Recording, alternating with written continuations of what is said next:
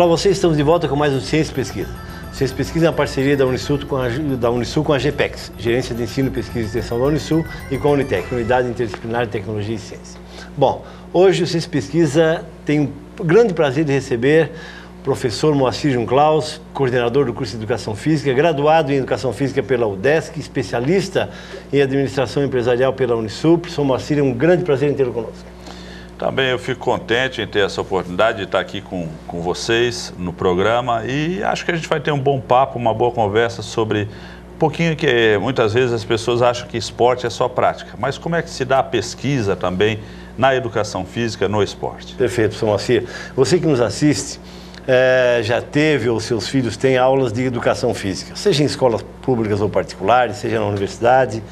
Professor Moacir, qual é a relevância do esporte e da educação física para as pessoas, para as famílias, para os nossos jovens? Eu sempre gosto de falar que muitas vezes a comunidade em geral e até muitos colegas nossos de profissão, ou diretores de escola, ou educadores, confundem um pouco a questão esporte e educação física. Certo. Eu sempre digo que o esporte é ferramenta da educação física. A educação física não é esporte. Eu uso o esporte como uma ferramenta, como aquilo que eu possa trabalhar as habilidades motoras, o desenvolvimento motor da criança, o socioafetivo, o cognitivo da criança. Eu posso usar o esporte para ajudar isso na educação física. Mas a partir do momento que eu tenho a esportivização como educação física, aí vai nos remeter ao passado, vai nos remeter à época da educação física competitivista, do período militar, da ditadura no país.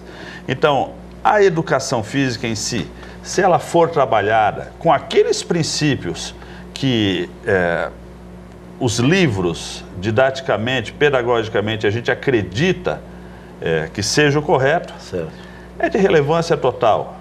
E aí a gente vai poder falar de... Tá. Nesse sentido, professor Moacir, interessante a sua afirmação. Quais são as modalidades que deveriam ser praticadas na educação física como grande área?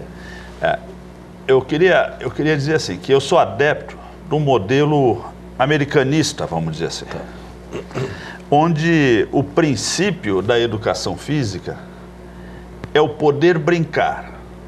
Se a gente for fazer uma análise da criança, ela quadrupeda, antes de quadrupedar, ela fica de pé, melhor dizendo, ela tenta se agarrar em berço, ela tem um movimento de preensão, ela tem um movimento de jogar alguma coisa para longe, ela fica de pé no berço, depois ela engatinha, ela quadrupeda, depois ela tenta se erguer, ficar de dois pés e corre, nada, ela faz tudo o que nós usamos dentro da educação física e dentro dos esportes.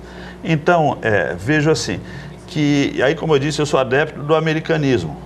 A criança deve brincar, deve experienciar o maior número possível de gestos esportivos, certo, de gestos motores, para poder se desenvolver da maneira mais correta. O esporte em si, quando ela tiver seus 12 anos, seus 11 anos, ela deve começar a pensar em se especializar em algum deles. Só assim, nesse sentido, e nesse período ela consegue detectar como professor, ou o próprio aluno vai aumentando a habilidade numa determinada área ou num determinado esporte? É possível ver essa verificação, professor? Vamos usar o seguinte exemplo.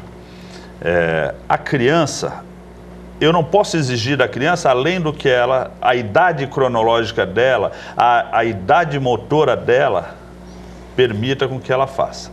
Eu não posso querer que uma criança de 9 anos, 8 anos, dê um toque de voleibol. Exato. Um toque perfeito de voleibol, que ela receba de manchete, se ela não tem habilidade motora para isso.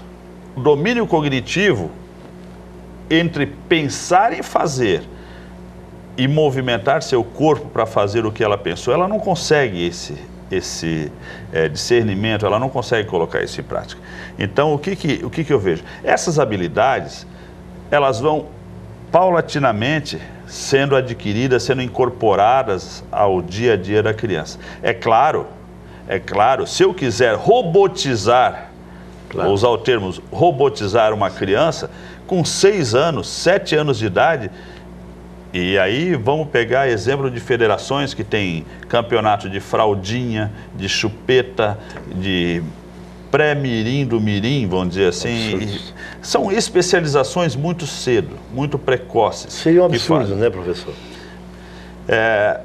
Como é que, se a gente pensar do ponto de vista resultado esportivo, e aí vem as ideologias, vem os resultados financeiros, há um contexto muito grande em cima disso. Eu estava te falando que eu sou adepto da americanização, porque na educação física americana, o princípio é do brincar, experienciar, vivenciar. Mas os pais fazem o quê? Por fora, fazem o investimento em personal trainer, já especializando a criança. Por quê? Porque eles sabem que no futuro a universidade custa caro. Exato. Então, através das bolsas esportivas que as universidades oferecem, eles querem garantia do benefício financeiro no futuro. Mas o modelo, e aí vem aquilo que eu tenho batido na tecla aqui.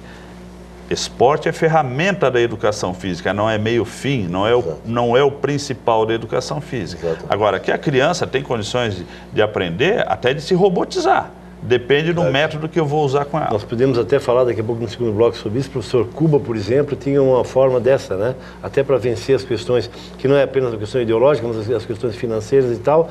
Eles induziam as crianças a um determinado esporte, como voleibol, por exemplo, né? Basquetebol, que eram times que tinham uma certa relevância, mas de outro lado, jogavam, diria, na sarjeta, muita gente, em virtude dessa forçação de barra, desculpe a expressão chula, mas para o entendimento do nosso telespectador. Cuba é um, vamos dizer, os tempos da Guerra Fria, ou do capitalismo e do socialismo, o bloco da cortina de ferro da antiga União Soviética, exato, onde Cuba estava atrelado, e o capitalismo pelos Estados Unidos e seus seguidores. Aí, ideologicamente falando, o esporte era a ferramenta de confirmação de que as políticas estavam certas para esses países. Cuba, assim como outros, faziam isso, e eu acho que a gente vai ter oportunidade de falar no outro bloco, sobre essa questão dessa especialização e como é que se detectava os talentos. Pode ser então, professor? Pode ser. Estamos conversando com o professor Moacir Junclaus, coordenador do curso de Educação Física da Unisul. Você pode assistir essa entrevista no nosso blog, cujo endereço aparece aí na sua tela, e também enviar perguntas ao professor Moacir no e-mail ciência.pesquisa@unisul.br. 3 minutos e já voltamos.